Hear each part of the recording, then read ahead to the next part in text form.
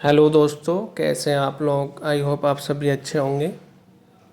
आज हम बात करेंगे डेंगू फीवर, जिसको ब्रेक बोन फीवर या फिर एक नॉर्मल लैंग्वेज में हड्डी तोड़ बुखार भी कहते हैं। जिसमें क्या परेशानी हो सकती है या उसमें क्या देखभाल रखनी चाहिए, क्या दवाई ले सकते हैं हम, या इसके लक्षण क्या हो सकते हैं, हम आज इसी बारे में बात करेंगे।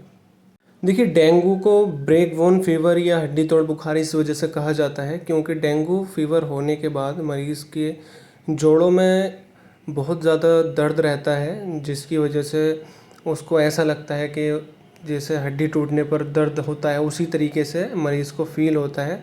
तो इस वजह से इसको एक नॉर्मल लैंग्वेज में हम हड्डी तोड़ बुखार या फिर ब्रेक बोन फीवर बोलते हैं। इसमें जो सबसे ज़्यादा देखा जाता है डेंगू होने के बाद, मरीज़ की प्लेटलेट काउंट कम होने लगती हैं। डेंगू में प्लेटलेट कम क्यों होती हैं? डेंगू वायरस से हमारा बोन मैरो अफेक्ट होता है, जिससे प्लेटलेट का बनना कम हो जाता है और इसमें प्लेटलेट टूटती ज़्यादा है और बनती कम है। इसी वजह से प्लेटलेट काउंट हमारे कम होने लगते हैं और डेंगू फीवर होने के बाद हमारा इम्यून सिस्टम भी वीक हो जाता है, कमज़ोर हो जाता है, जिसकी वजह से कोई भी दवाई जल्दी से वर्क नहीं कर पाती है और इसको ठीक होने में कम से कम 1 हफ्ते से और 10 दिन का समय लगता है। अगर हम इससे पहले देखें तो बहुत कम चांसेस होते हैं कि हम डेंगू के पेशेंट में रिकवरी देखें। कम से कम 6 से 8 दिन इसकी रिकवरी में लगते हैं।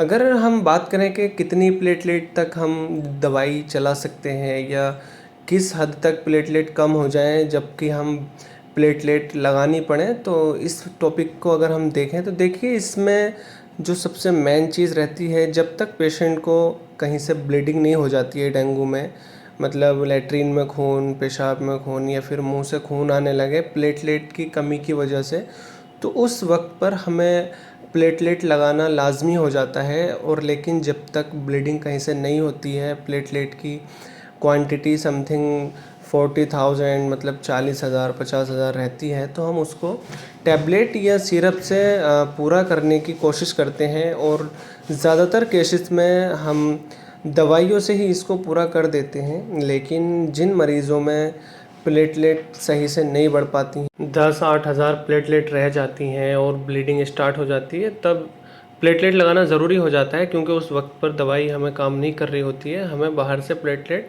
लगानी ज़रूरी होती हैं।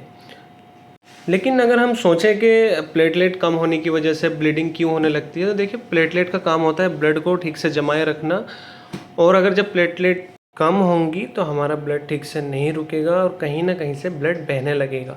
तो ब्लड को जमाए रखने के लिए एक क्वांटिटी में है, उसके लिए प्लेटलेट ज़रूरी होती हैं और प्लेटलेट कम होने पर हमें ब्लीडिंग होने लगती है।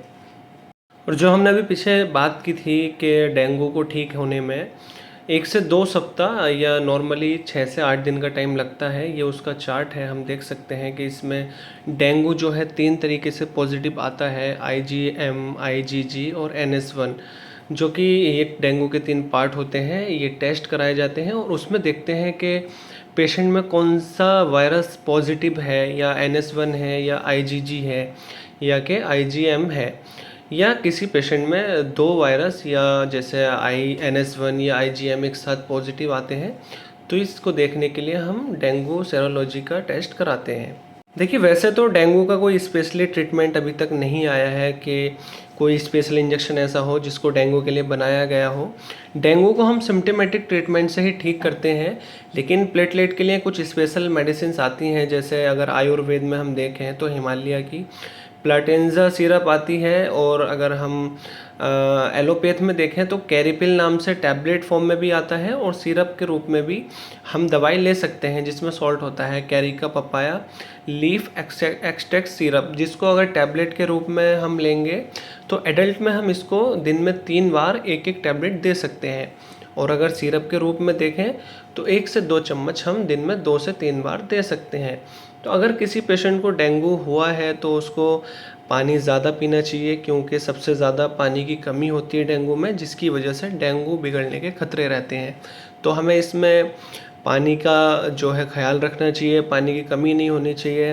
और अगर किसी को डेंगू नहीं हुआ है लेकिन उस वक्त पर डेंगू फैला हुआ है तो हमें ऐसी जगहों से बचना चाहिए जहाँ गंदगी हो या पानी जमा हुआ हो, जहाँ पे मच्छर ज़्यादा हो, क्योंकि मच्छर के काटने से हमको डेंगू होता है। तो हम जितना इससे बचेंगे उतना हमारे लिए अच्छा रहेगा, क्योंकि डेंगू अपने आप में एक हानिकारक, एक बहुत ज़्यादा डेंजर बीमारी है जिसमें कई लोगों की जान भी चली जाती है। तो हमें अपनी सेहत का बहुत ज़्यादा ख्याल रखना चाहिए। और अगर आपको ये वीडियो अच्छी लगी हो तो वीडियो को लाइक करें। मिलते हैं नेक्स्ट वीडियो में किसी और टॉपिक पर। तो चैनल को सब्सक्राइब करें अगली नई वीडियोज़ के नोटिफिकेशन के लिए। Press the bell icon and thanks for watching.